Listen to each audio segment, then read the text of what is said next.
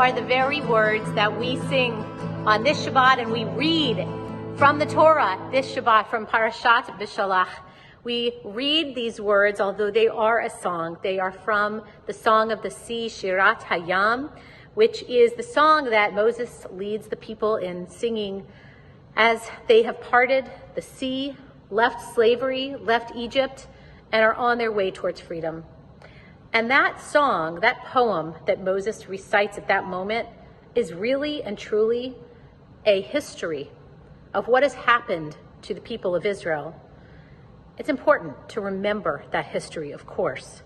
It's the story, our master narrative, that we tell every year at Passover, and we go over at every service, and it's in our Kiddush, it's in all of our prayers, just about all of our prayers, mention or go back to that special moment, that significant moment in our history. Our history is important, and we continue to tell it over and over again, not just that it happened to people many years ago, but that it happened to us. As we say during the Pesach Seder, it is because of what the Lord did for me. And so we personalize this story and bring it into our own lives, into our own homes on Passover, certainly on Pesach, and in our worship service. But then there's another song that is also in this week's Parsha, in Beshalach, and that is the song of Miriam. And Miriam's song is much simpler. It's a very simple message, and it's very short. It's to celebrate God's miracle, this miracle that God did for our people.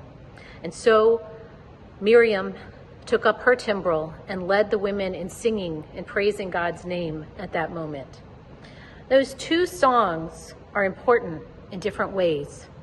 One, Moses' song, Shirat Hayam, is important because it reviews our history so that we can pass that history on from one generation to the next over and over again so that we will have this continuity of tradition. And Miriam's song is important for a different reason. It's important to remember to celebrate those joyous moments. You know, in our lives right now, we're living through a worldwide pandemic. And it is a scary time. It still continues to be. We don't know what lies ahead, but the reality is we never actually did know what lies ahead. That's true of life. It's especially true during a pandemic, though. Miriam reminds us in her song that we've got to lift up our voices and sing out in joy for the moments that we do have.